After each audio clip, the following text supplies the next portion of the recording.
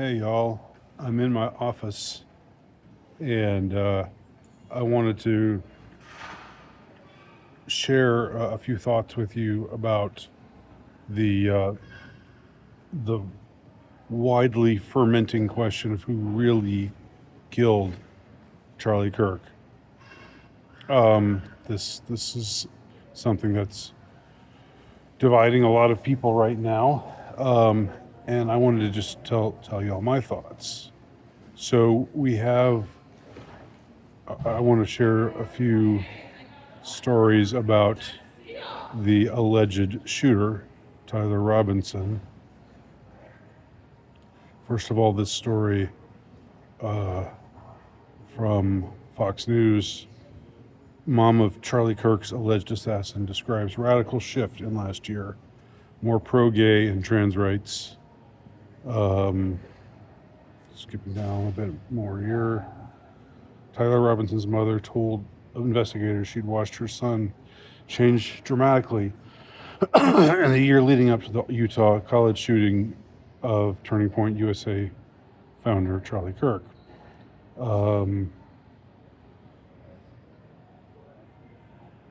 He was once a scholarship recipient with a promising future, but recently become more political, leaning left and supporting pro-gay and trans rights, his mother said. She also recounted heated arguments between Robinson and his father. When it's when it's like, Dad, you don't understand me. When you have a fight with your father, when you and your father butt heads, and you're a young man, that's a big deal. Normally, it doesn't lead to something like this, but I'm just saying it's a familiar thing, right? It's sort of something we've seen a lot of throughout the years. At one point, she told police, this is still the mother of the alleged shooter, Tyler Robinson. Her son dismissed Kirk's Utah Valley University event as a stupid venue and claimed Kirk spreads too much hate. Prosecutors now argue that political hatred was at the core of Robinson's alleged actions. They allege he intentionally targeted Kirk because of his political expression, and his parents recognized him from surveillance video after the shooting. Okay, skipping down a little bit more.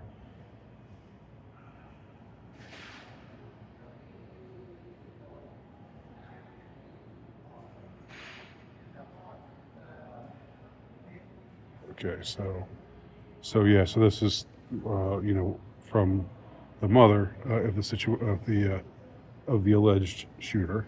All right, and reading from another news story. Tyler Robinson plotted killing Charlie Kirk for over a week. That's the headline.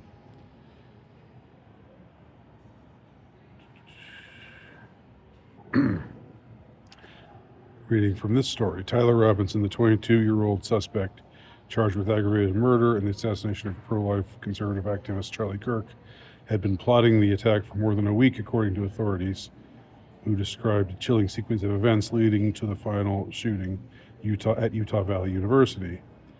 Robinson arrived on campus more than 4 hours before the shooting on September 10th, surveillance footage showed. He allegedly positioned himself on a rooftop, armed with a high-powered Mauser bolt-action rifle equipped with a mounted scope, and fired the shot that struck Kirk during his appearance as part of the Turning Point USA's American Comeback Tour. Prosecutors announced Tuesday that Robinson faces the death penalty, emphasizing the premeditated nature of the crime. The plot unfolded over at least 8 days, investigators said, beginning with discussions about Kirk's event. During a recent family dinner, Robinson mentioned the upcoming appearance to a relative. The two talked about why they didn't like him and the viewpoints he had, according to a police affidavit. Robinson left a note for his roommate. We're going to talk more about his roommate and roommate slash lover in a minute, under a keyboard that read, "I have the opportunity to take out Charlie Kirk, and I'm going to take it." And then there's the bullet casings, and the one of them said, "Hey, fascist, catch," with two arrows pointed down, which is an Antifa emblem. Another one with "Oh, Bella Ciao, Bella Ciao, Bella Ciao, Ciao, Ciao," the left-wing, an anti-fascist song, etc. and so on. So now I'm going to read for y'all the transcript of a Discord chat between Tyler Robinson and his boyfriend Lance (parentheses Luna) Twiggs. This is a young man who identified as transgender and was on his way to I don't know, becoming a woman or whatever, and was starting to go by Luna instead of Lance, his given name. Okay, so here's the transcription of the messages between the two. So Robinson writes, "Drop what you're doing. Look under my keyboard." Note under keyboard, "I have the opportunity to take out Charlie Kirk, and I'm going to take it." Twiggs says, "What? You're joking, right?" Robinson, "I am still okay, my love, but I am stuck in Orem for a little while longer yet."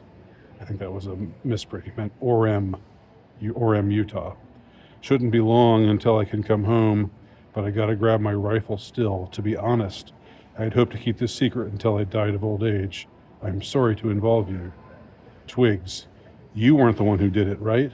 Robinson, "I am. I'm sorry."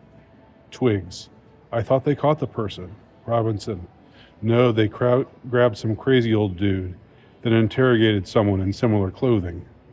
I had planned to grab my rifle from my drop point shortly after, but most of that side of town got locked down. It's quiet, almost enough to get out, but there is one vehicle lingering." So this is, I guess, in the aftermath of the shooting,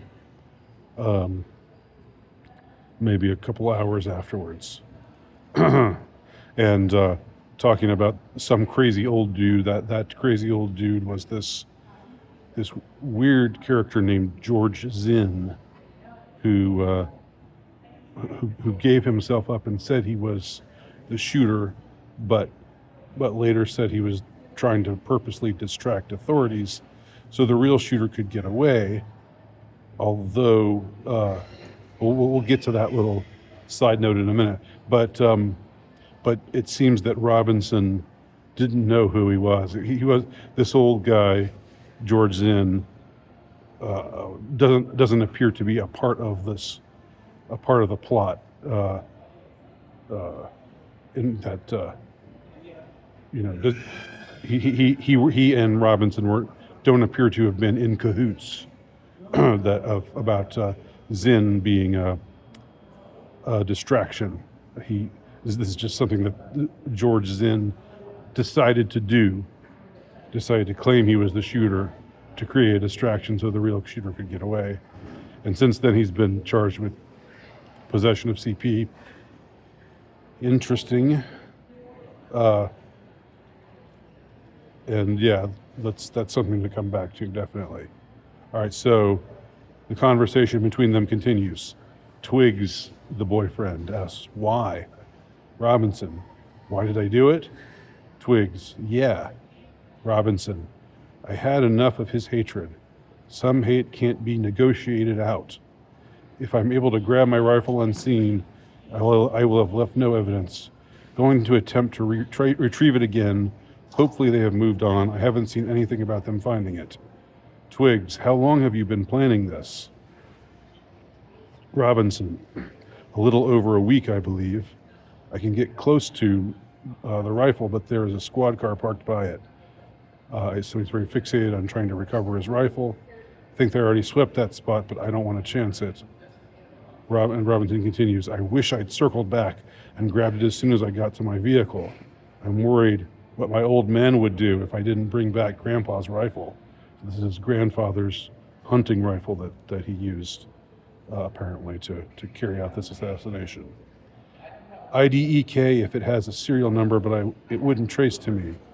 I worry about prints. I had to leave it in a bush where I changed outfits. I didn't have the ability or time to bring it with.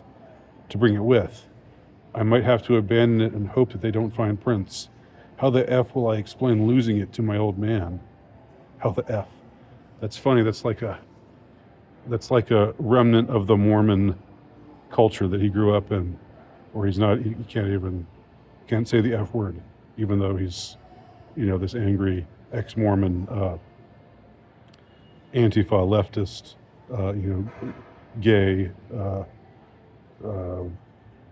gay guy with a transgender lover. But he's still saying, what the F? Or how the F will I explain it to my old man? Only thing I left was the rifle wrapped in a towel. So you see he's very fixated on the idea of recovering the rifle, which he didn't, which I guess the authorities found the rifle where he had stashed it, tried to stash it away. So Robinson continues, remember how I was engraving bullets? The effing messages are mostly a big meme. If I see notice bulge OWO on Fox News, I might have a stroke, all right? I'm gonna have to leave it. That really effing sucks. Judging by today, I'd say Grandpa's gun does just fine. IDK. I think that was a $2,000 scope. Smiley face, smiley face. So that was the conversation on Discord between Robinson and Twiggs. So the conversation goes on. Robinson, delete this exchange. Robinson, my dad wants photos of the rifle. He says Grandpa wants to know who has what. The feds released a photo of the rifle and it is very unique. He's calling me right now, not answering. Robinson, since Trump got into office, my dad has been pretty diehard MAGA. Robinson, I'm going to turn myself in willingly. One of my neighbors is a deputy for the sheriff. Robinson, you are all I worry about, love. Twiggs, I am much more worried about you. Robinson, don't talk to the media, please.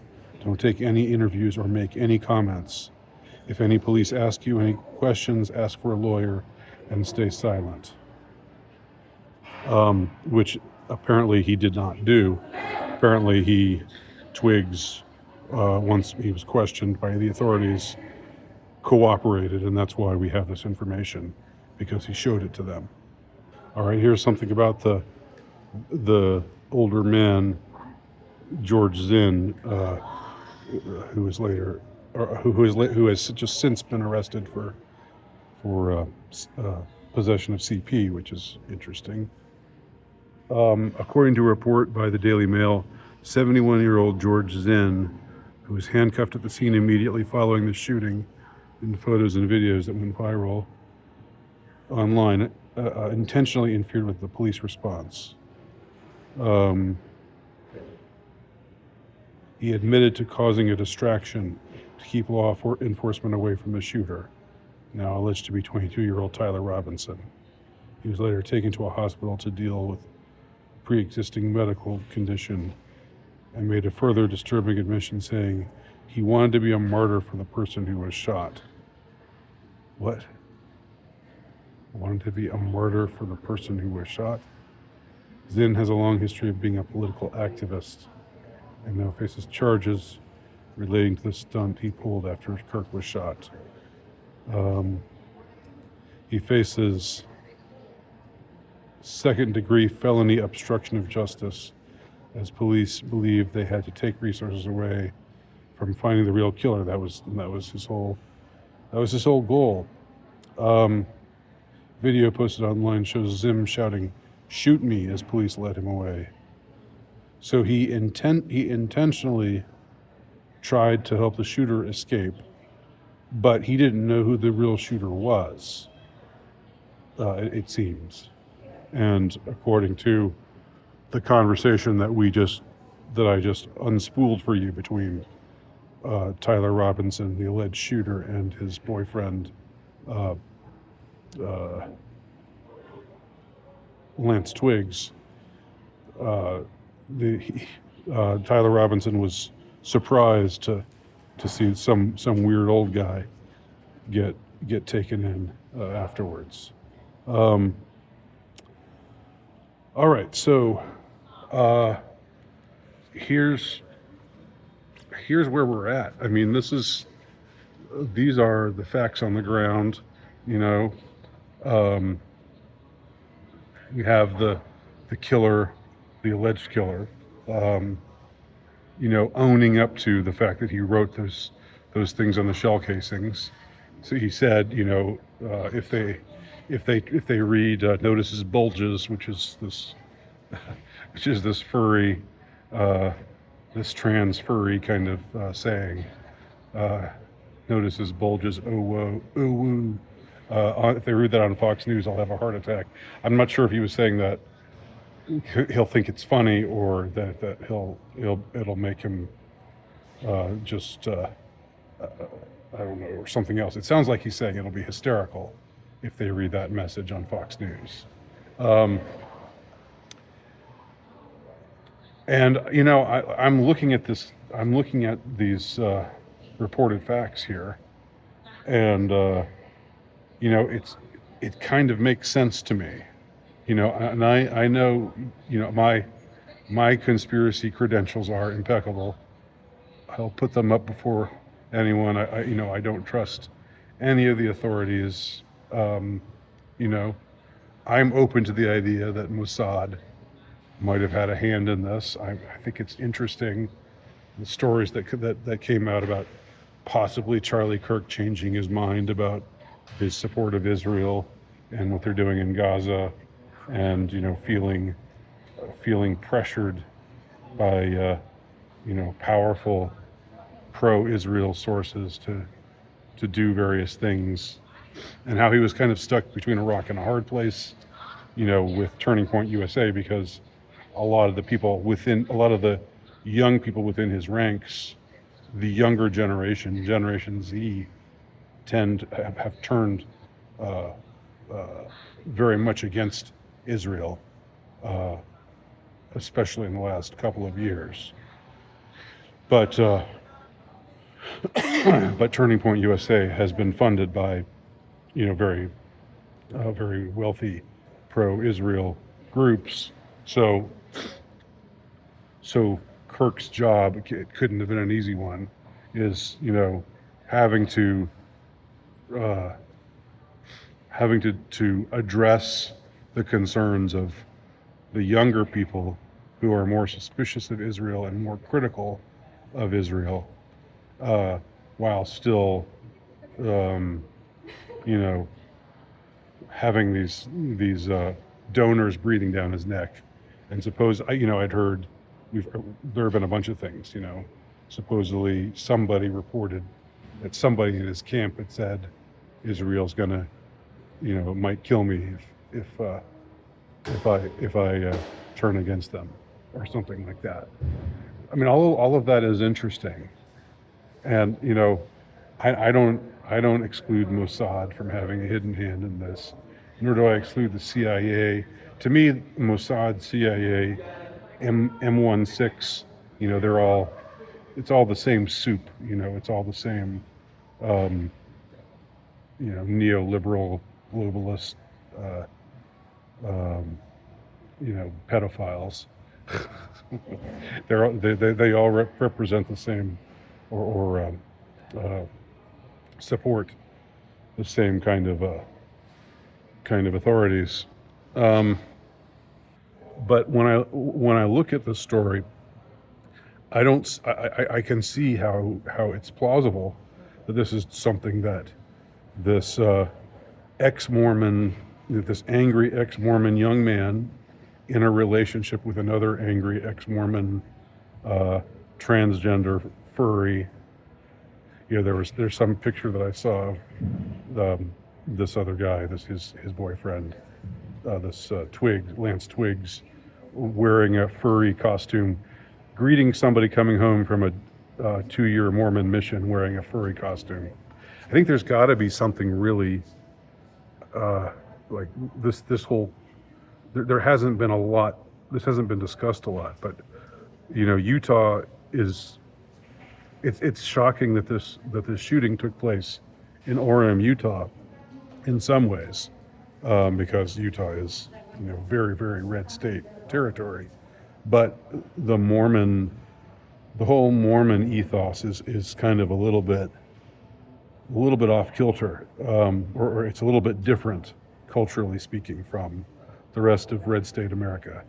Well, certainly different theologically, and also there's lots of cultural aspects to Mormon life in Utah. Now, what you have to I think understand in trying to figure out what Tyler Robinson and Lance Twiggs and some of the other, they seemed like they hung out with some other guys, just this whole gang of angry young ex-Mormons who were gay or trans or furries or whatever. That there must, in a state like Utah, where the vast majority are church-going, conservative, straight-laced kind of people. It's kind of a throwback state in a lot of ways. It's like, I've visited there a couple of times. It's a complicated situation because there's a dark side to the Mormon church as well, but I don't want to get into all that. Anyway, if you're one of those people, if you're living in Utah and you are one of these dissidents, and you're young, and you hate your father. Your father's this, macho, stalwart, conservative, hunter type. I could understand that. I could see this just being the Tyler Robinson choosing to do this on his own. Maybe some other people there were other young trans types who were posting strange things like, "Oh, something's going to happen tomorrow. Something's going to happen to Charlie Kirk tomorrow. Watch the news," which suggests that maybe more people knew about this. Although from the exchange between Robinson and Twiggs, it doesn't look like Twiggs had any idea that Robinson was up to. But I could see this. I think it's plausible, is what I'm saying. I think it's plausible that this could have been something that somebody just decided to do. Contrary to what some claimed, you didn't have to be an expert marksman to make this shot. Tyler probably grew up in a family where it was a hunting family. He probably went hunting with his dad when he was younger. He probably was a good shot. He was using his grandpa's rifle, as he says in that exchange. Hunting rifle, which sort of negates all the gun control. Everybody who wants to approach this with a gun control angle, well, he was using a hunting rifle, a bolt action. It wasn't like he was. This is not an AR-15 or something like that. But I could see all this go. I could see this going off without there being any Mossad involvement. It seems plausible to me. I'm not saying that that's my final answer, and I'm open to the possibility that there might be more to the story. This old guy, this Zen character, he's a weirdo. He's someone. It's not quite easy to understand what he was up to or why he was doing it, but he seems like just sort of an oddball and also another pervert. Yet another pervert. But if there was some news, if there was something about, if somehow we discover that there was an older man who befriended Tyler and his gang of freaks, and sort of swayed them to a particular position, and this older man was nobody knew where he came from, and where it looked like a handler kind of situation, then I would say that something like what George DeMonteschild, I think that's how you pronounce it, was to Lee Harvey Oswald. If there's a character like that in the mix, then I could see. But I just as of now, I don't see anything. I don't see any actual evidence that this was something other than Tyler Robinson, maybe with the connivance or the foreknowledge of a few others in his inner circle, just doing this on his own for his own reasons, because he hated Charlie Kirk, because he hated Christianity, and because he was gay and in love with a trans boy. So there you go. I don't know. Prove me wrong. Prove me wrong. I'm interested to hear anybody's thoughts.